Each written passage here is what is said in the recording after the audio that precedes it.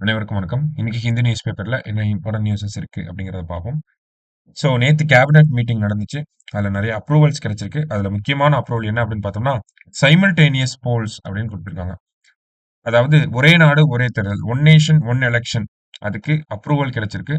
இந்த one nation one election பத்தி study பண்றதுக்காக ஃபார்மர் பிரசிடென்ட் ராம்நாத் கோவிந்த் ஒரு தலைமையில ஒரு கமிட்டி போடப்பட்டுச்சு. ஓகேங்களா? ஸோ அந்த கமிட்டி என்ன ரெக்கமெண்ட் பண்ணியிருந்தாங்கன்னா, 2029ல நமக்கு ஒரே நாடு ஒரே தேர்தல் அப்படிங்கிறது நடத்தலாம் அப்படிங்கிற ரெக்கமெண்டேஷன் அவங்க குடுத்திருந்தாங்க. ஸோ அந்த ரெக்கமெண்டேஷன்ஸ அக்செப்ட் பண்ற மாரி யூனியன் கேபினெட் அதுக்கு ஓகே சொல்லியிருக்காங்க. சரிங்களா?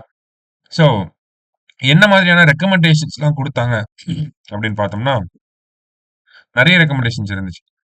ஸோ 2029ல எலக்ஷன்ஸ நடத்தணும். அடுத்ததா பார்த்தோம்னா, நமக்கு ஆர்டிகிள் 83 அண்ட் ஆர்டிகிள் 172ல ஒரு அமெண்ட்மென்ட் கொண்டு வரணும். இந்தியாவுக்குன்னு ஒரு காமனான எலக்டோரல் ரோல் அப்படிங்கிறத கொண்டு வரணும். இந்த மாதிரி பல ரெக்கமெண்டேஷன்ஸ் நமக்கு குடுத்திருந்தாங்க. சரிங்களா?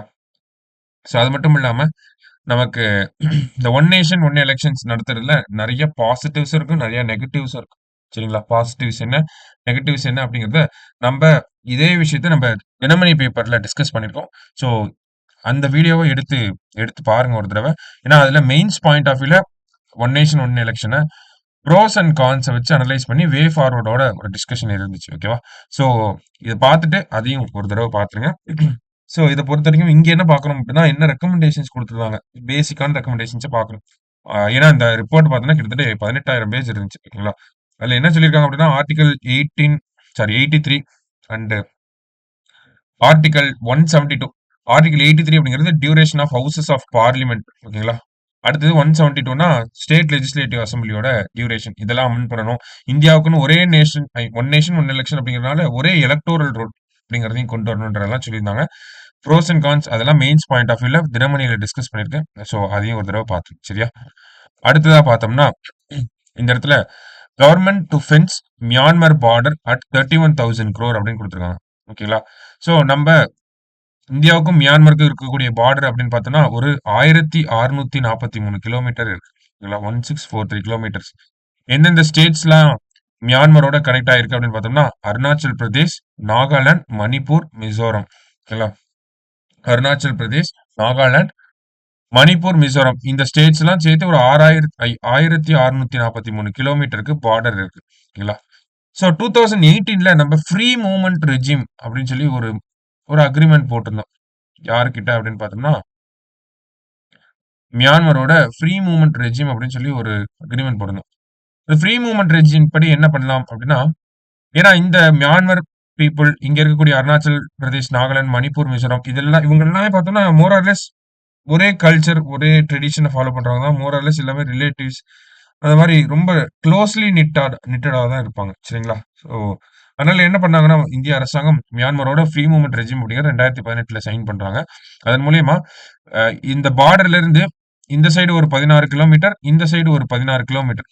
எந்த ஒரு டாக்குமெண்ட்ஸ் இல்லாம ஃப்ரீயா மூவ்மெண்ட் இருக்கலாம். ஓகேங்களா? அதான் ஃப்ரீ மூவ்மெண்ட் ரெஜிம். எந்த ஒரு டாக்குமெண்ட்ஸ் பெரிய அப்ரூவல் அதெல்லாம் தேவைப்படாது. அந்த சைடு ஒரு 16 கிலோமீட்டர், இந்த சைடு ஒரு 16 கிலோமீட்டர் போயிட்டு வந்துக்கலாம். சரிங்களா? அத 2023ல கவர்ன்மெண்ட் கேன்சல் பண்றாங்க. ஏன்னா, மியான்மர்ல இப்ப உள்நாட்டு கலவரம் அப்படின்னு போயிட்டு இருக்கு. அதிகமான ரெஃப்யூஜிஸ் இத யூஸ் பண்ணி வர ஆரம்பிச்சனால, அத கேன்சல் பண்ணாங்க. அடுத்ததா மணிப்பூர்ல நடக்கக்கூடிய கலவரத்துக்கு முக்கியமான காரணம் இந்த மியான்மர்ல இருந்து வரக்கூடிய ரெஃப்யூஜிஸ் தான் அப்படின்னு சொல்லி மியான்மர்ல இருந்து தான் இந்த இன்ஃப்ளூயன்ஸ் ஆகி தான் இந்த மாதிரிலாம் நடக்குது அப்படின்னு சொல்லி இப்ப என்ன பண்ண ஆரம்பிச்சாங்க அப்படின்னு பார்த்தோம்னா, இந்த இருக்கக்கூடிய 1643 கிலோமீட்டர் பார்டரையும் ஃபென்ஸ் போட போறோம் அப்படின்றத சொல்லியிருந்தாங்க. ஸோ அததான் இந்த இடத்துல சொல்லியிருக்காங்க. 31,000 crore முன்னாடி இப்படி இருந்தத இப்ப ஃபுல்லா ஃபென்ஸா மாத்த போறோம் அப்படிங்கறத சொல்லியிருக்காங்க. சரியா? அடுத்தது இங்க பாத்தீங்க அப்படின்னா, சந்திராயன் 4 வீனஸ் ஆர்பிட்டார் இதுக்கெல்லாம் யூனியன் கேபினெட் அப்ரூவல் குடுத்திருக்காங்க. அதாவது சந்திராயன் 4 மிஷனுக்கு அப்ரூவல் குடுத்திருக்காங்க. ஓகேங்களா? சந்திராயன் 4ஓட அப்ஜெக்டிவ் என்ன அப்படின்னு பார்த்தோம்னா, சந்திராயன் 3ல நம்ம என்ன பண்ணோம்? மூனோட சவுத் போலுக்கு போயிட்டு லேண்ட் ஆயி அ ரோவர லேண்ட் பண்ணியிருந்தோம். அதுதான் நம்ம சந்திராயன் 3ல பண்ணியிருந்தோம். இப்போ சந்திராயன் 4ல என்ன பண்ண போறோம்னா, மூனுக்கு போய் மூன்ல இருந்து சாம்பிள்ஸ கலெக்ட் பண்ணிட்டு திரும்பி எர்த்துக்கே கொண்டு வர போறோம். அதே மாரி அ நம்ப மனிதர்கள மூனுக்கு அனுப்பக்கூடிய டெக்னாலஜிஸ்ல ஒரு சில விஷயங்கள சந்திராயன் 4ல நம்ம டெஸ்ட் பண்ணி பார்க்க போறோம். ஓகேங்களா? சோ சந்திராயன் 4க்கான அப்ரூவல் அப்படிங்கிறது கிடைச்சிருச்சு. அதே மாரி நம்ம முன்னாடி மார்ஸ் ஆர்பிட்டார் மிஷன் அப்படிங்கிறத நம்ம 2013ல அனுப்பியிருக்கோம் இல்லையா? நவம்பர் 5, 2013ல வந்து அனுப்பியிருக்கோம். மார்ஸ்க்கு ஒரு மிஷன். அதே மாரி வீனஸ் ஆர்பிட்டார் மிஷன் சுக்ரயான் அப்படின்னு சொல்லி பேர் வச்சிருக்காங்க. ஓகேங்களா? சோ இந்த மிஷனுக்கான அப்ரூவல் அப்படிங்கிறதும் நமக்கு கிடைச்சிருக்கு.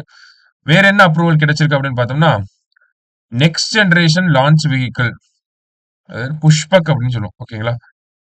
புஷ்பக். ஓகேங்களா? ஸோ இதற்கான அப்ரூவல் அப்படிங்கிறது கிடைச்சிருக்கு. இதுக்கு டெஸ்டிங் ஆல்ரெடி போயிட்டு இருக்கு. ஸோ அதற்கான அப்ரூவல் அப்படிங்கிறதையும் நமக்கு யூனியன் கேபினெட் வந்து குடுத்திருக்காங்க. அதே மாரி பிரைம் மினிஸ்டர் இன்னொரு விஷயமும் சொல்லியிருந்தார். என்னன்னா 2035ல இந்தியாவுக்குன்னு ஒரு ஸ்பேஸ் ஸ்டேஷன். ஓகேங்களா? இந்தியாவுக்கு பாரத் ஸ்டேஷன் அப்படின்னு சொல்லியிருந்தாங்க. ஓகேங்களா? பாரதிய அண்டாரிக்ஸ் ஸ்டேஷன் குடுத்திருக்காங்க பாருங்க. பாரதிய அண்டாரிக்ஸ் ஸ்டேஷன் அப்படிங்கிறது இந்தியாவுக்குன்னு இருக்கக்கூடிய ஓன் ஸ்பேஸ் ஸ்டேஷன். இப்ப இன்டர்நேஷனல் ஸ்பேஸ் ஸ்டேஷன் இருக்கு இல்லையா? சர்வதேச விண்வெளி மையம் அப்படின்னு சொல்லி ஒண்ணு இருக்கு இல்லையா? அதே மாரி இந்தியாவுக்குன்னு ஒரு ஸ்பேஸ் ஸ்டேஷன். அதுக்கு பாரதிய அண்டாரிக்ஸ் ஸ்டேஷன் அப்படின்னு சொல்லி குடுத்திருக்காங்க. ஓகேவா? ஸ்பேஸ் ஸ்டேஷன் 2035க்குள்ள. ஓகேவா? அடுத்தது 2040க்குள்ள நம்ம என்ன பண்ண போறோம் அப்படின்னா, நிலவுக்கு மனிதர்கள அனுப்ப போறோம். ஓகேங்களா? மேன் டூ மூன் அப்படிங்கிறது ஹியூமன்ஸ் டூ மூன் அப்படிங்கிறத நம்ம பண்ண போறோம். சரிங்களா? நிலவுக்கு மனிதர்கள அனுப்ப போறோம். சரியா? சோ அதற்கான ஒரு விஷயத்தையும் இந்த கேபினெட்ல வந்து அப்ரூவல் அப்படிங்கிறது கிடைச்சிருக்கு. ஓகே. சோ வேற என்ன இருக்கு அப்படின்னு பார்த்தோம்னா, ஃபினான்ஸ் மினிஸ்டர் என்பிஎஸ் அப்படிங்கிற ஒரு ஸ்கீம லான்ச் பண்ணியிருக்காங்க. அதாவது இது என்ன ஸ்கீம் அப்படின்னு பார்த்தோம்னா, என்பிஎஸ் வாத்சல்யா அப்படிங்கிற திட்டம். இந்த திட்டத்துக்கு கீழ என்ன பண்ணலாம்னா, நம்ப ஒரு அக்கவுண்ட் ஓப்பன் பண்ணிக்கலாம். ஓப்பன் பண்ணி, இப்போ உங்களுக்கு ஒரு சின்ன குழந்தை இருக்கு அப்படின்னு பார்த்தோம்னா, அந்த குழந்தை பேர்ல நீங்க மந்த்லி ஒரு பர்ட்டிகுலர் அமௌண்ட்ட வந்து நீங்க அந்த அக்கவுண்ட்ல போட்டுட்டே வரலாம். ஓகேங்களா? அட்லீஸ்ட் மினிமம் ஒரு வருஷத்துக்கு 1000 ஆவது அந்த அக்கவுண்ட்ல போட்டுருக்கணும். ஓகேவா? சோ இந்த அக்கவுண்ட் வாத்சல்யா அப்படிங்கிறது ஒரு பென்ஷன் ஸ்கீம். சோ இந்த பென்ஷன 18 வயசு ஆனதுக்கு அப்புறமா அந்த சில்ட்ரனோட உங்க குழந்தையோட எஜுகேஷன் பர்ப்பஸ் இல்ல ஹெல்த் பர்ப்பஸ் இல்ல ஏதாவது எமர்ஜென்சி ஹெல்த் ஆபரேஷன் அந்த மாதிரி ஏதாவது பண்ணோம்னா அப்ப எடுத்துக்கலாம். ஓகேங்களா? 18 வயசுக்கு முன்னாடி கூட அந்த அமௌண்ட்ல ஒரு 75% எடுத்துக்கலாம்.